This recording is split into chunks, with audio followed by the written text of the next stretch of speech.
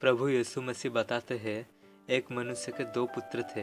उनमें से छोटा पुत्र अपने पिता से कहता है कि संपत्ति में से मेरा हिस्सा मुझे दे दीजिए। तब उसके पिता ने ऐसा ही किया। उसके पिता ने संपत्ति का जो भाग छोटे पुत्र का था उसे दे दिया।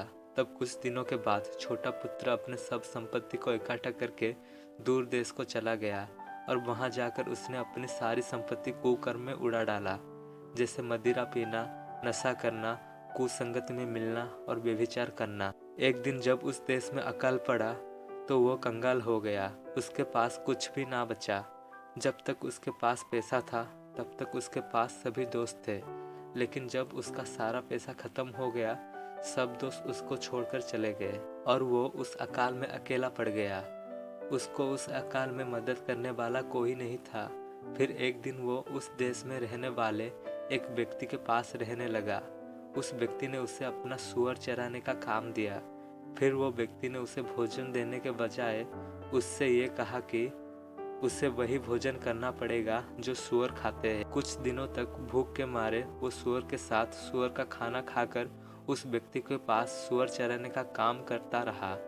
फिर कुछ दिनों बाद उसके मन में एक विचार आया कि मेरे पिता के घर में काम करने वाले नौकरों को इससे कई ज़्यादा अच्छा भोजन मिलता है और मैं यहाँ भूखा मर रहा हूँ।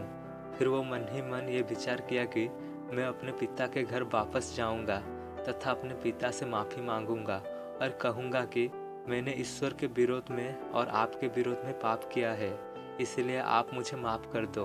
और कहूँगा मैं अब तेरा पुत्र कहने के लायक नहीं रहा, इसीलिए आप मुझे अपना मजदूर की तरह ही रखें। वो उड़ाऊ पुत्र इन सब बातों को सोचने के बाद अपने पिता के घर चल पड़ा।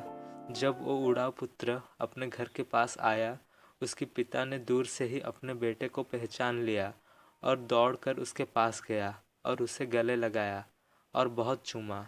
और पिता ने अपने दासों से कहा कि जल्दी से एक अच्छे सा वस्त्र लाओ और मेरे बेटे को पहनाओ और उनके हाथ में अंगूठी और पाँव में जूतियाँ पहनाओ और एक पशु को मारकर उसे पकाओ ताकि हम सब आनंद करें। फिर पिता कहते हैं कि मेरा ये पुत्र मर गया था, फिर जी गया है, खो गया था, अब मिल गया है। और वो सब आनंद करने लगे।